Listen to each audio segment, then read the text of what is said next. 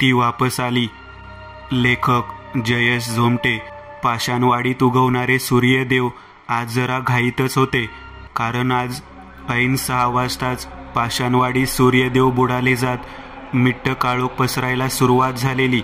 डोळ्यात काजळ फासावं असा काळोख चौदिशेंना अंधकाळप्रमाणे मिरवू लागलेला होता. काळ्या रंगाचे कावळे थव्या थव्याने काव काव आशुभी हाका मारत आकाशातून उडत घरी जाण्यासाठी निघालेले, तर त्याविरुद्ध दिवसा झोपलेले रक्तपिपासू वटवाघूळ शिकारीकरिता आपापल्या घरातून बाहेर पडलेले. महांक्राल बाबांनी सांगितलेल्या नियमावलीचं पालन सर्वांनी कठोरतेने पाळण्यास सुरुवात केलेली, कारण ऐन 6 वाजताच पूर्णतः पाषाणवाडी सुनसान झालेली. पूर्णतः गावात स्मशान शांतता पसरलेली. जणू कोणी मेलं असावं, वारलं असावं. दूर कुठून तरी जंगलातल्या कोल्ह्यांचा भेसूर रडण्याचा आवाज येत होता, जो त्या सांजवेळीचं रूप भयान भासवत होता. अचानक एक काळ्या रंगाचा कावळा उडत उडत पाषाणवाडीतल्या एका कौलारू घरावर जाऊन बसला व मोठमोठ्याने काव काव करत ओरडू लागला. आपल्या भारतीय संस्कृतीनुसार घरावर जर कावळा संध्याकाळी रात्री ओरडत असेल तर त्यास अपशकुन मानलं जातं, नाही का? मग आता काही अपशकुन तर घडणार नसेल. एक प्रकारे कावळा धोक्याची, मृत्यूची जाणीव तो करून देत असतो. त्या कौलारू घरावर बसलेला कावळा अद्याप सुद्धा काव काव करत ओरडत होता. इकडे त्या कौलारू घराच्या आत एक इसम दोन्ही पाय मुडपून आपल्या गुडघ्यात डोकं खुपसून बसला होता. परंतु कावळ्याचा काव काव आवाज ऐकून त्याने गुडघ्यांमध्ये खुपसलेलं डोकं हळूच वर काढलं. तसं त्या इसमाचा चेहरा दिसून आला. त्या इसमाचे डोळे रडून रडून सुजले होते. रडल्याने डोळ्यांच्यातल्या रक्तासारख्या वेड्यावाकड्या शिरा उठून दिसत होत्या, ज्याने डोळे लाल लाल झालेले. या इसमाचं नाव होतं गोपीनाथ. तो 27 वर्षाचा धडधाकट गडी असून पाषाणवाडीत लोहाराचं काम करायचा. स्वभावाने तो प्रेमळ, हळव्या मनाचा होता. त्याचं 1.5 वर्ष अगोदर लग्न झालं होतं. 1.5 वर्षानंतर आताच 2 महिन्यांअगोदरच त्याच्या बायकोला दिवससुद्धा गेले होते. गोप्या आपण बाप होणार या आनंदात आपल्या बायकोस शांताला जड काम करू देत नव्हता. तिच्या वाट्याची अर्धी कामं तर तोच करत होता. भांडी घासणे, पाणी भरणे इत्यादी. त्यासोबतच आपलं कामसुद्धा अगदी वेळेवर करायचा. त्याच्या अंगात मेहनत जणू ठोसून ठोसून भरलेली, की कितीही काम केलं तरी त्यास कमीच वाटायचं. परंतु कपटी नियतीला त्याचं हे सुख पाहवलं नव्हतं. शांताला कसला तरी आजार झाला आणि त्याच आजारात तिच्या पोटातल्या 2 महिन्याच्या गर्भासहित तिची प्राणज्योत माळवली. आज जो पाषाणवाडी स्मशान पेटला होता, तो ह्याच कमनशिबी गोप्याच्या बायकोच्या चित्त्याने पेटला होता. आनंदाचे क्षण, स्वप्न जणू आगीत होरपळले गेलेले. बायकोशिवाय गोप्याला जगात कोणीही नव्हतं. बायकोच्या जाण्याने त्याची अवस्था, दुःख शब्दात वर्णन करण्यापलीकडचे होते. रडून रडून गोप्याचे डोळे सुजले जात, लाल लाल झालेले, आणि त्याच डोळ्यांनी त्याने घराबाहेरच्या दरवाजाकडे पाहिलं होतं. गोप्याच्या घरापासून 200 मीटर अंतरावर वाडीची वेस दिसून येत होती आणि त्यापुढे जंगलात जाणारी काळोखाच्या अंधकाळ राक्षसाची जबडा वाचलेली वाट दिसून येत होती. गोप्या न जाणे कित्येक उशीर होऊन गेला असेल. एकटक त्या काळोखाच्या वाटेकडे टक लावून पाहत होता, कारण त्या काळोखात एक एक करत शेकडोने मशाली पेटायला सुरुवात झाल्या होत्या. गोप्या आवासून हे दृश्य पाहत होता. त्याच्या उघडझाप होणाऱ्या डोळ्यांच्या झपझपणाऱ्या पापण्यांसरशी एक एक मशाल भडकत होती. अचानक त्या तांबड्या प्रकाशात एक केस सोडलेली, खांद्यावरचा पदर जमिनीवरून घासत येणारी एक आकृती दिसली. ज्या आकृतीला पाहून गोप्याच्या चेहऱ्यावर हास्य पसरलं. तसं तो आपल्या जागेवरून उठला. मग त्याच्या तोंडून 2 शब्द निघाले, शांता. इकडे त्या आकृतीला जणू त्याचे शब्द ऐकू गेले असावेत की काय. तिने आपली मान हो असा इशारा करत हलवली आणि विशिष्ट प्रकारचा हाडांच्या कटकट वाजणाऱ्या आवाजासहित गोप्याच्या दिशेने आपला पांढरा फट हात उंचावला व हाताची तर्जनी त्याच्या दिशेने दाखवत तिला विशिष्ट प्रकारे हलवत गोप्याला आपल्या दिशेने बोलावू लागली. गोप्या आपल्या बायकोसाठी इतका वेडा झालेला की अक्षरशः त्यास हे सुद्धा ठाऊक राहिलं नव्हतं की मेलेला माणूस कधी परत येत नसतो. त्याने आपले आसुआंचे डोळे शर्टच्या बाह्यांनी पुसले आणि चेहऱ्यावर एका वेड्यासारखं हास्य करत आपल्या घराच्या दरवाजाची चौकट ओलांडली. गोप्याने ज्या सरशी दरवाजाबाहेर पाऊल ठेवलं त्या सरशी घरात देवांसमोर जळत असलेला तांबड्या रंगाचा दिवा झपदिशी विझला. गोप्याला दरवाजाबाहेर आलेलं पाहून शांतारूपी पिशाचिनीच्या चेहऱ्यावर एक छन्नी हास्य पसरलं. "अहो, इकडे या ना." प्रेमळ आवाज, मंत्रमुग्धित करणारा प्रेमळ आवाज जो की शांताच्या तोंडून निघाला होता. आवाज इतका प्रेमळ होता की पूर्ण पाषाणवाडीतल्या हवेत तो आवाज काही क्षण घुमतच राहिला. आवाजासरशी गोप्याने एका बैलासारखी मान हलवली व एक एक पाऊल वाढवत तो शांताच्या दिशेने जाऊ लागला. गोप्याचं आपल्या बायकोवर जीवापाड प्रेम होतं. ती मेलीये, आपल्या स्वतःच्या या हाताने तिला तिच्या चितेस स्मशानभूमीत अग्नी दिले ह्यावर त्याचा विश्वास किंवा आठवणच राहिली नव्हती. समोर वेशीबाहेर शांता उभी आहे आणि ती आपल्याला बोलावत आहे हेच त्याला दिसून येत होतं. काळ्या रंगाची तिची साडी, पांढरट त्वचा, काळे ओठ, काळी जीभ, पिवळ्या रंगाचे डोळे, गळ्यात कसलं तरी विचित्र सैतानाचं लॉकेट होतं आणि हाताला उगवलेल्या मोठमोठ्या नखांनी ती गोप्याला आपल्या दिशेने बोलावत होती. मोठ्या मोठ्या ढेंगा टाकत गोप्या शांतारूपी मंदाकिनी पिशाचे योनीत गेलेल्या भूताच्या दिशेने धावत निघाला होता. त्याचं लक्ष फक्त शांताकडे होतं, परंतु तिच्या मागे उभ्या असलेल्या तिच्या महाशक्तिशाली वेताळासारखाच असणारा देव ज्याची मंदाकिनी दासी आहे तोच शांताच्या मागे उभा होता. कैक क्रूलाक साक्षात वेताळाच्या हुकुमावरून प्रथम पृथ्वी तळावर अवतरला होता. 1, 2, 3, 4 वेगाने पडणाऱ्या गोप्याच्या पावलांनी अखेर अतिवेगाने गावची वेस ओलांडली. "शांते, शांते, तू परत आलीस." असं म्हणतच गोप्याने शांताच्या चेहऱ्याला हात लावला. तसं त्याच्या हाताला थंड प्रेताच्या शरीरावर हात ठेवल्यासारखं जाणवलं. हाताला एक वेळ थंड बर्फाच्या लादीला स्पर्श व्हावा अशी त्याची अवस्था झाली. अचानक गोप्याच्या कानावर हिंस्र श्वापद गुरगुरण्याचा आवाज आला आणि त्या गुरगुरण्यासरशी एक भयंकर खोल गेलेला भरडा मिश्रित भयंकर क्रोधहीन भरलेला आवाज त्या वेशीबाहेर घुमला. "हात काढ, नाहीतर चावून खाईल." आता आलेला आवाज गोप्याच्या कानांनी बरोबर हेरला होता. तो आलेला आवाज शांताच्या मागून आलेला, काजळी फासलेल्या अंधारातून आलेला. एक वेळ गोप्याने शांताच्या गालांवर ठेवलेला हात तसंच ठेवून घेत तिच्या मागे पाहिलं. तसं एक वेळ काही क्षण त्या अंधारात कसली तरी हालचाल झाली. गोप्याने आपल्या पत्नीच्या गालावर अद्याप सुद्धा हात ठेवलेला. त्याच्या हुकुमास त्याने कसलाही प्रतिसाद दिला नव्हता. त्याचाच कै क्रूलाकला भयंकर राग आला. चवताळून उठला तो, कारण शांता आता शांता राहिली नव्हती. ती आता मंदाकिनी पिशाचे योनीत गेली होती. तिच्या शरीरावर आता फक्त कै क्रूलाकचा हक्क होता.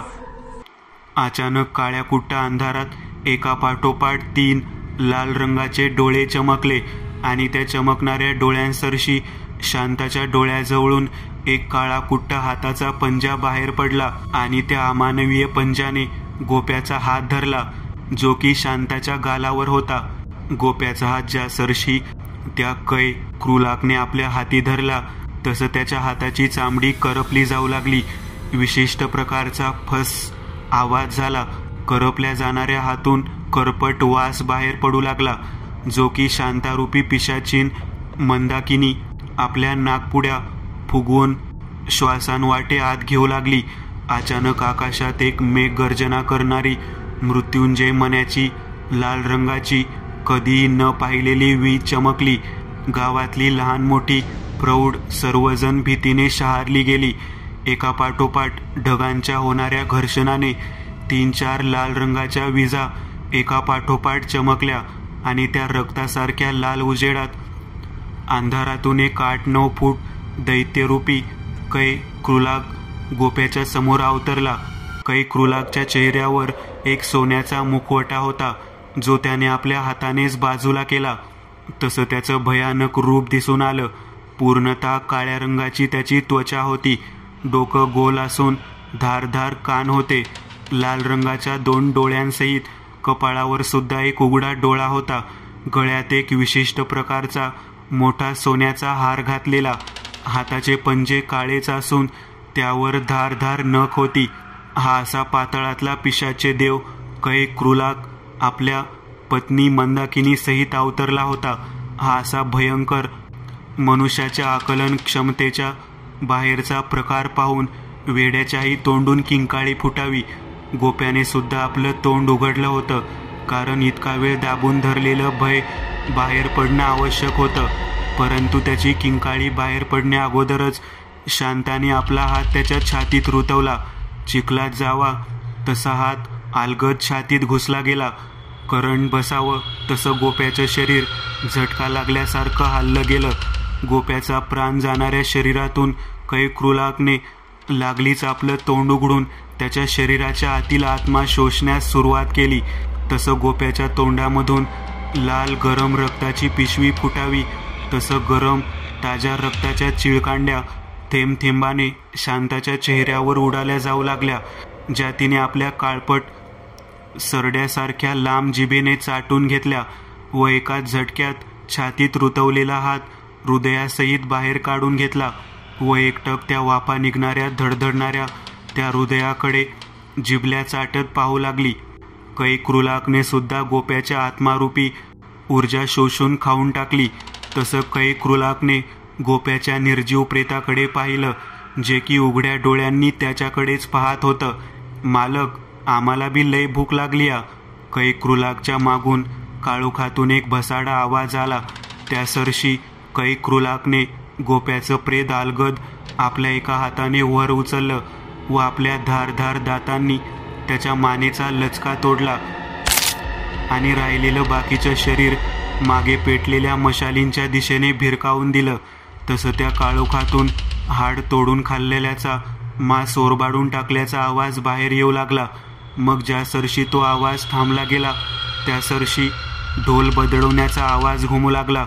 मशाली जागेवरून हालू लागल्या, कारण आग्या वेताळाची सेना मंदिराच्या दिशेने निघाली होती. दुसरी कथा. तंत्रमंत्र. लेखिका मिताली पाटील. सकाळचे 10 वाजलेले असतात. भावेशला जाग येते. आज त्याची तब्येत कालच्यापेक्षा जास्तच खराब झालेली. डोळ्यांच्या भोवतीचे काळे वर्तुळ वाढलेले असतात. डोळ्यातून बुबुळ आता बाहेर येते की नंतर असे झालेले असते. तो तब्येतीने अगदी हाडकुळा झालेला असतो. कमरेतून एकदम वाकलेला असतो. हातपाय अगदी काळेकुट्ट पडलेले असतात आणि चेहऱ्यावरील कातडे जळून कुजल्यासारखे झालेले असतात. केस पूर्णपणे पांढरे झालेले असतात. त्याच्याकडे पाहिलं तर कुणालाही किळस येईल अशी त्याची अवस्था झालेली असते. उठून बसण्या इतकेही त्याच्यात त्राण राहिलेले नसतात. भावेशची आई, बाबा निर्मला व दीपकराव तो उठला का हे पाहण्यासाठी त्याच्या खोलीत येतात. त्याला उठलेले पाहून ते त्याला आवरण्यासाठी त्याच्या खोलीतील बाथरूममध्ये उचलून घेऊन जातात व त्याला आवरून झाल्यावर बाहेर हॉलमध्ये नाश्त्यासाठी घेऊन येतात. भावेश नाश्ता न करण्यासाठी खोलीतून बाहेर यायला तयार नसतो, पण त्याला औषध द्यायचे असल्याने ते त्याला जबरदस्ती उचलून नाश्त्यासाठी बाहेर हॉलमध्ये आणून बसवतात व निर्मला त्याच्या तोंडात नाश्ता खायला घालू लागते. तो नाश्त्याचा एक घास खातो नाही तोवरच त्याला रक्ताच्या उलट्या होऊ लागतात. त्या उलट्याही अशा प्रकारच्या असतात की जसे काही कोणीतरी त्याच्या तोंडात हात घालून त्याच्या पोटातील आतडी अगदी पिळवटून बाहेर काढत आहे. दीपकराव निर्मलाला म्हणजेच आपल्या पत्नीला डॉक्टरांना फोन लावून तातडीने घरी यायला सांग असे सांगतात व भावेशला उचलून त्याच्या खोलीत घेऊन जातात व त्याचे पुन्हा एकदा आवरून त्याला त्याच्या बेडवर झोपवतात, कारण भावेशचे कपडे हे रक्ताने पूर्णपणे भिजलेले असतात. थोड्याच वेळात डॉक्टर गुजर दीपकरावांच्या घरात येतात व भावेशला चेक करून त्याच्या काही टेस्ट करून त्याला गोळ्या औषधे देऊन भावेशच्या आजच्या टेस्टचे रिपोर्ट्स आज दुपारी 1:45 पर्यंत कळवेन असे सांगून निघून जातात. भावेशही आता औषध घेतल्याने झोपून जातो. तो झोपल्यानंतर निर्मला व दीपकराव त्याच्या खोलीतून बाहेर हॉलमध्ये येतात व भावेशची त्याच्या एकुलत्या एक तरण्या ताठ्या मुलाची दिवसेंदिवस बिघडत जाणारी अवस्था पाहून अगदी गहिवरून येते व त्या दोघांच्याही डोळ्यातून एवढे दिवस भावेशला धीर देताना त्याला मानसिकरित्या त्रास होऊ नये म्हणून चेहऱ्यावर हास्याचा मुखवटा घालून वावरणाऱ्या त्याच्या डोळ्यांतून त्यांच्याही नकळतपणे अश्रू येऊ लागतात. ते दोघे आपल्या अश्रूंना वाट मोकळी करून देतात व त्यातून थोड्या वेळाने स्वतःला सावरून आपापल्या रोजच्या कामाला लागतात. दुपारचे 1:45 झालेले असतात. भावेशच्या आजच्या टेस्टचे रिपोर्ट्स घेऊन डॉक्टर गुजर यांचा एक असिस्टंट दीपरावांच्या घरी येतो व रिपोर्ट्स देऊन निघून जातो. दीपकराव रिपोर्ट्स बघत असतात. आजचेही सगळे रिपोर्ट्स नॉर्मल असतात हे पाहून दीपकराव आपल्या पत्नीला निर्मलाला हाक मारून बाहेर हॉलमध्ये बोलावतात. त्यामुळे निर्मला स्वयंपाकघरात काम करत असतात.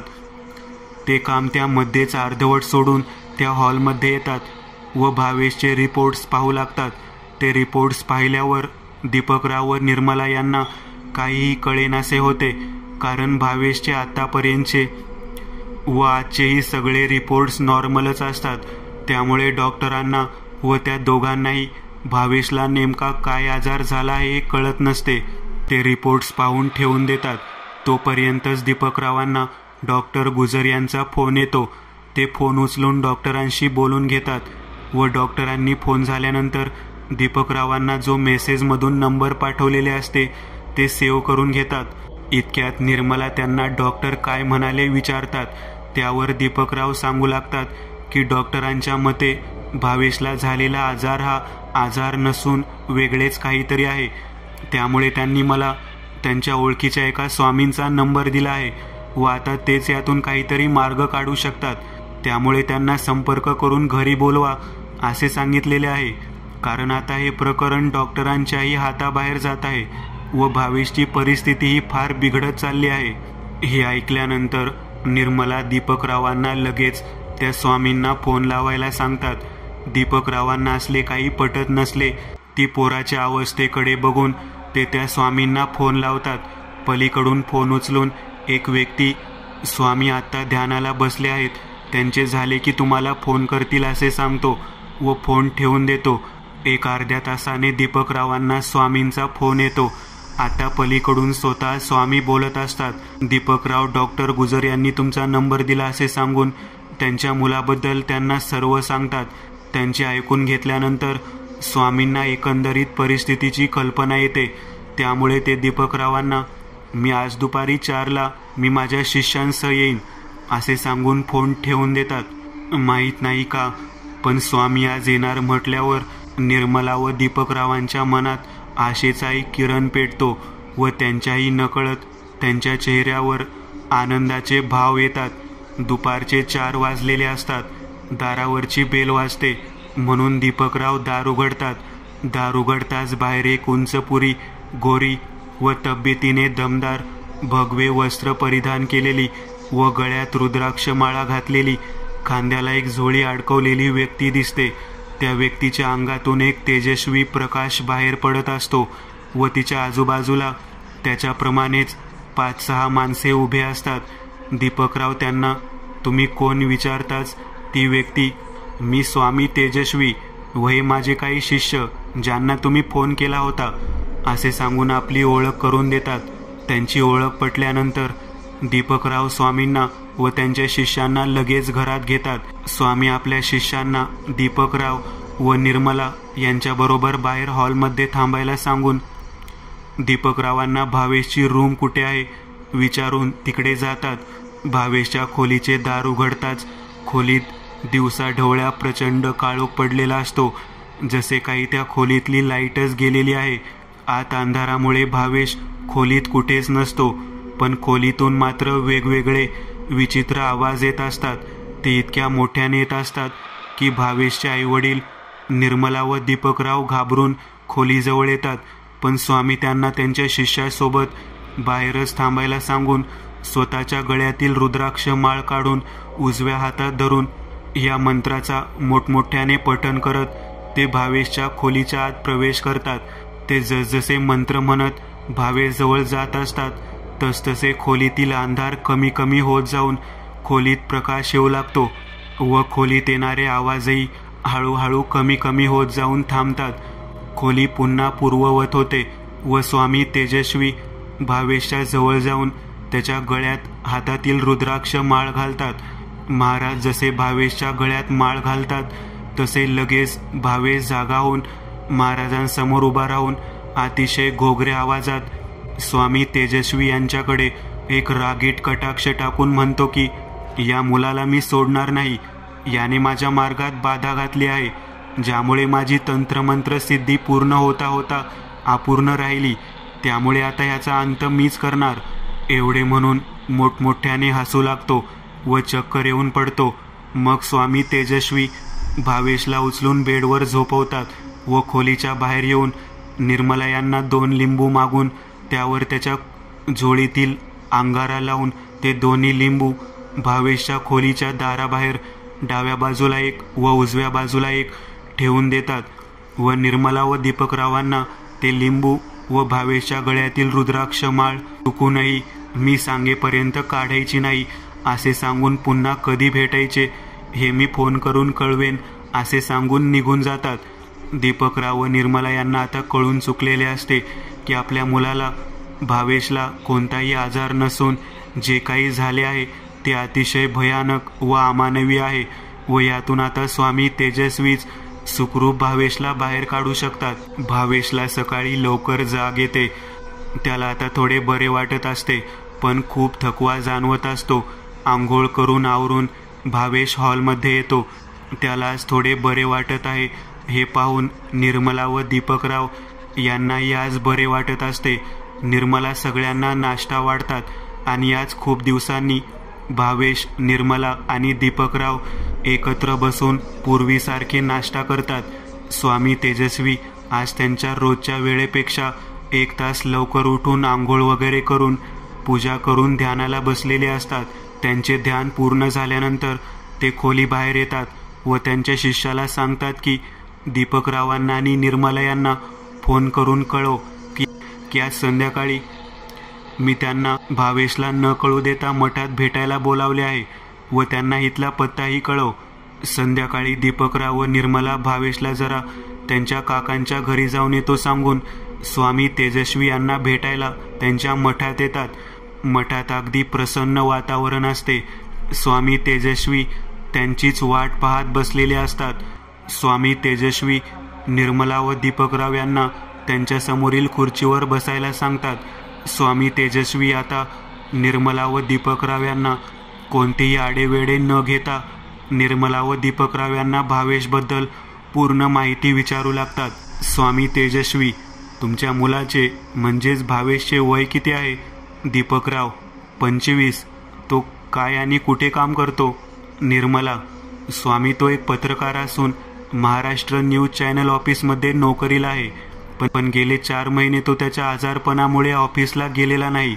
स्वामी तेजस्वी, महाराष्ट्र न्यूज चॅनल म्हणजे तुमचा मुलगा कमी वयात यशस्वी झालेला पत्रकार भावेश कुलकर्णी तर नाही ना?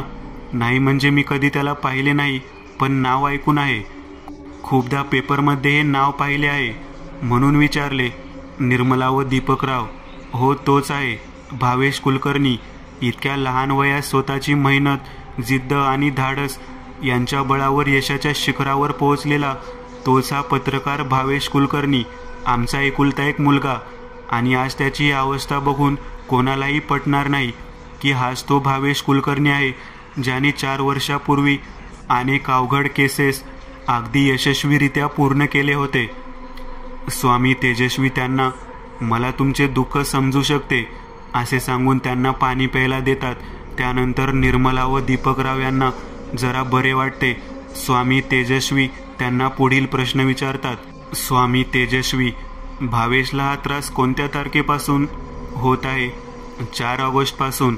त्या दिवशी तो ऑफिसमधून रात्री खूप उशिराने घरी आला होता. आणि आल्यावर तब्येत ठीक नाही सांगून न जेवता झोपायला त्याच्या खोलीत निघून गेला. स्वामी तेजस्वी, बरं मला सांगा, तुमच्याकडे त्याच्या मित्राचा नंबर आहे का?